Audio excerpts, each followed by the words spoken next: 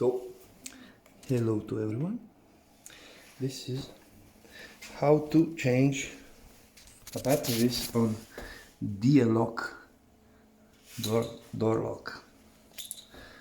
So, what you have to do is write the same on the other side, but there underneath. First, you have to remove the lock with imbus. It was here. Then you remove it.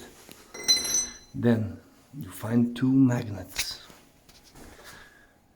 and turn them opposite, not to stick. See, it's pushing down these pins. So you need two magnets like this or another ones, and you just push the pins down. Then you just pull the plastic away. And normally here comes 4 batteries, AA size.